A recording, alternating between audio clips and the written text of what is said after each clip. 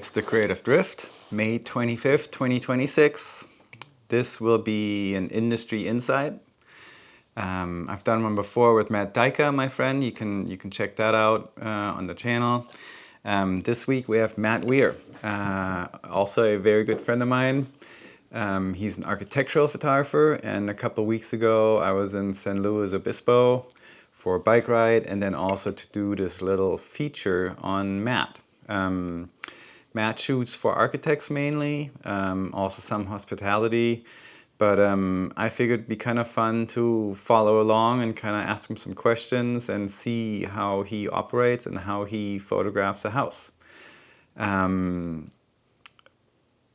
Architectural photography for architects, very different than real estate photography. That's more quantity based and also different angles, very different approach on time to a property. You're usually trying to communicate different things than when you shoot for an architect. And yeah, Matt's great at shooting these things. You'll see. When I came out of school, I assisted a hotel photographer for a couple of years and traveled all around the world. And when I was done with that, I passed that gig on to Matt. So we both traveled the world with this architecture photographer, going to really fancy hotels. Yeah. So without much else here, enjoy Matt shooting a house in Avila Beach.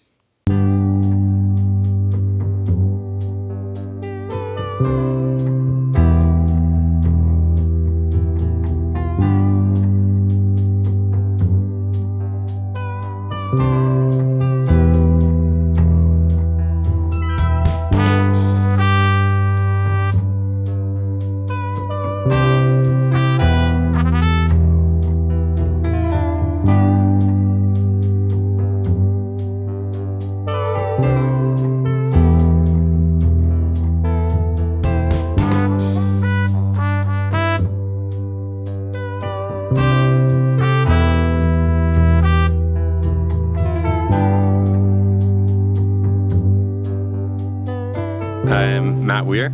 I'm an architectural photographer. We're here in Pismo Beach this morning shooting a beautiful home for an architect. We're starting the day with some exteriors. We've got this nice low morning light, and we'll be here all day. We're going to do the interiors. There's some stuff on the back side of the house which butts right up against the ocean, and that's got some potential for some great dusk shots. We're doing a little bit of video today. We've got the drone, we've got Samson setting up my strobe lights down there. We even brought a ladder with us.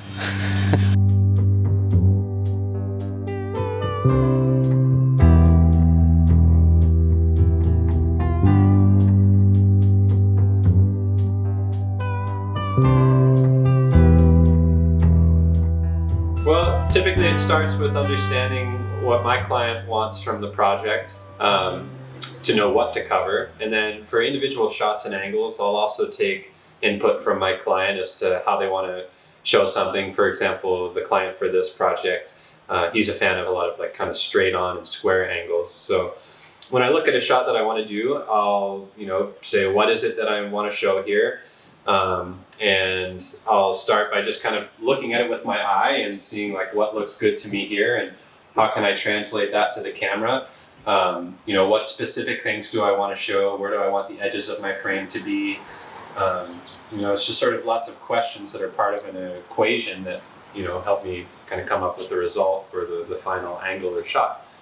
And that's just for choosing the angle. And then you've got to consider the lighting for the shot, and you've got to imagine what you want the final picture to look like and figure out how to put that together from what you have in front of you.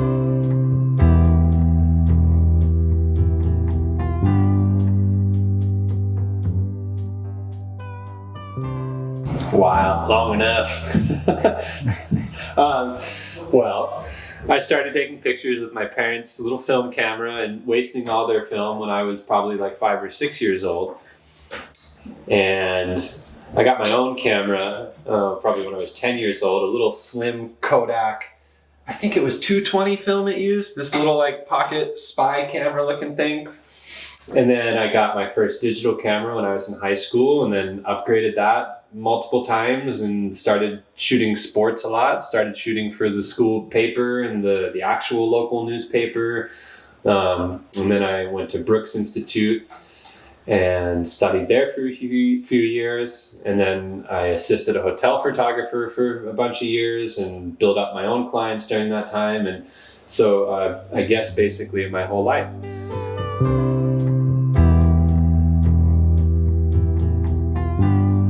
Reflections, a lot of glass in bathrooms, mirrors. They're often small, tight spaces. Toilets. I don't really like putting toilets in shots. Yeah, there's all kinds of challenges with bathrooms.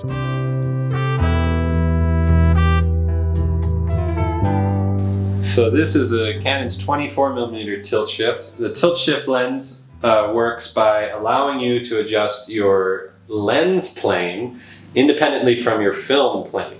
And so it allows you to create unique perspectives that you could not do with a standard, typical traditional lens. Primarily, I use it to shift, this is just the shift motion, the perspective. And so I could compare it to, imagine if you had a pair of binoculars and there was a fence in front of you and you didn't want to, jump up. Imagine if you could just lift the binoculars up over the fence, but still kind of keep your eye down here and look through them and see what the binoculars are seeing from there. That's how I would compare the tilt shift lens. So the eye is like the sensor or the film, and the binoculars lifting them up, that's the lens. And you're not going up like this, you just kind of imagine you could see what the binoculars are seeing from up here, that's your lens. And so that's how a tilt shift lens can work to give you unique perspectives.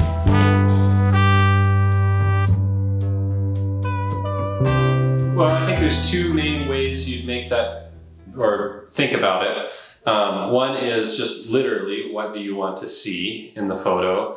For a designer, you might have your focus emphasize more of the sort of soft parts of a room or a space, like the bedding or the linens or the lamps and lampshades, things like that.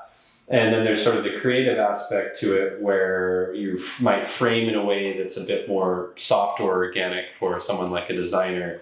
You might not use so many square straight on angles for a designer, whereas for an architect, it's a lot about shape of, a room or a doorway. It's a lot about geometry and structure. So you might frame things in more of a square way.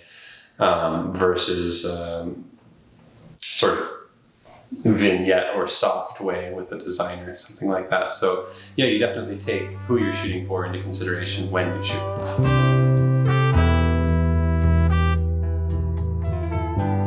I think that there's so many ways that people can use their photos these days that it's just good to get variety, and it's good to keep an open mind to verticals and horizontals or panoramics or square. There's just so many ways you can use your images these days that it's just good to keep an open mind. And I often look for opportunities to do a vertical versus a horizontal. And I also don't try and force it. I won't try and force a certain frame for a potential intended use. If there's a specific use case you're going for, then you'll shoot for that. But I won't try and force something to be vertical because I think, it'll look better on Instagram vertically.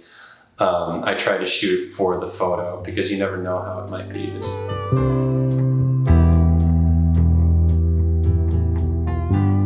Yeah, so right now we're in this sort of like guest suite space, and there's a couple of shots I want to do in here. So what I like to do is I just walk around with the camera off the tripod and just quickly look at different angles, that might work for here, and then I scan through and I look at them after I do that and kind of choose where to go from there.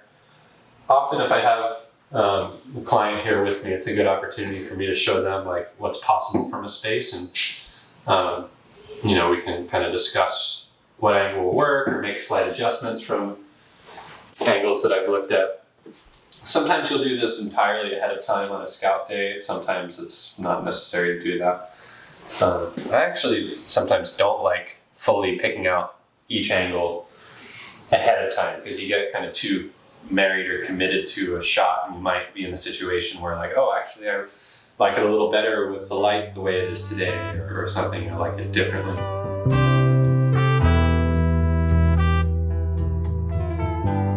More and more every single day. This is my new gimbal rig. It's more equipment, it's more editing, but I've been trying to find a good balance of adding a little video in alongside of stills, and not sacrificing on the stills that we're doing, but just being able to efficiently add a little video with my shoots. And also shooting it in a style that's kind of ties into the stills, so it's a cohesive delivery to the client. I'd say more and more video is requested by clients. It's just another medium for them to share with, whether it's on the website or social media. I'd like to say that it comes from having this perfect image in my head of what the final result will be like. And sometimes there's an idea of that, but often that comes together in the retouching. And so when I plan my lighting, I just know certain elements will help me in that retouching process create what I think I'll want.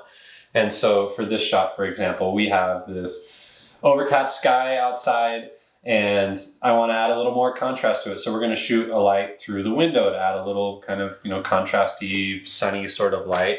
And I know, technically speaking, I want a little fill light. So there's the creative aspect and the technical aspect, and the convergence of those two is kind of where the lighting actually comes together.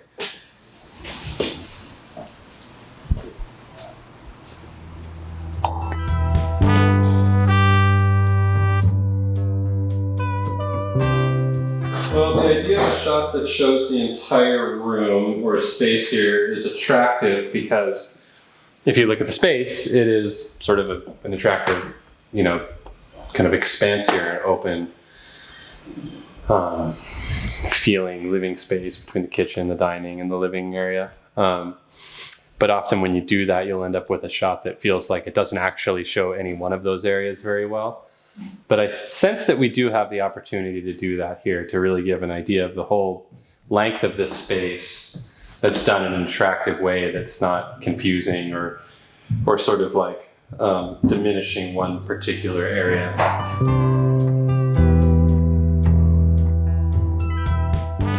We have our twilight shot to think about right now. And there's an angle from sort of the neighbor's yard looking back toward the house that looks good. And I think that it will work despite our fog right now.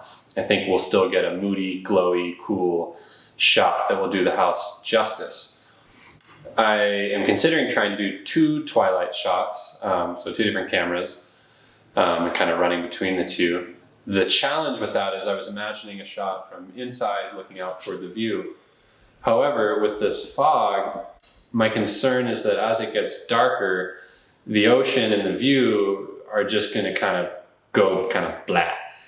And you'll have the interior, which is glowy and nice, but the exterior might not really kind of look like much. It might be a bit dull. I don't totally mind the fog, but this is just so much. It's like kind of not allowing for much contrast or much view out into the landscape and the water and the ocean. So we will see. Well, we've trespassed onto the neighbors.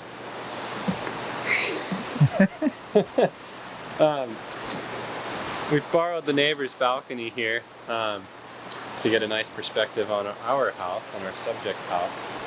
And just setting up the angle now. We're getting close to the kind of twilight time. And yeah, just getting ready.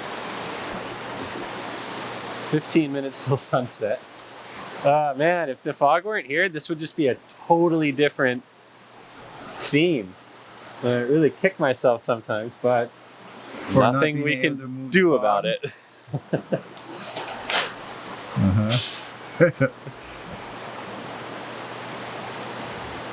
But we have to consider shooting for the architect, part of architecture. An architect designs for a place, and this is the place, this is the scene, this is real, this is the fog, it's here all the time, and we're going to make the house look great even with the fog.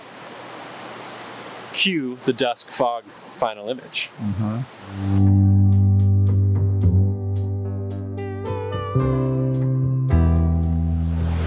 it actually, I am going to pop the drone up.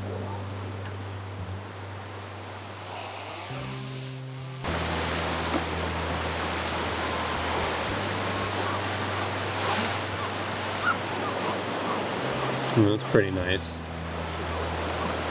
Wish those landscape lights would turn on.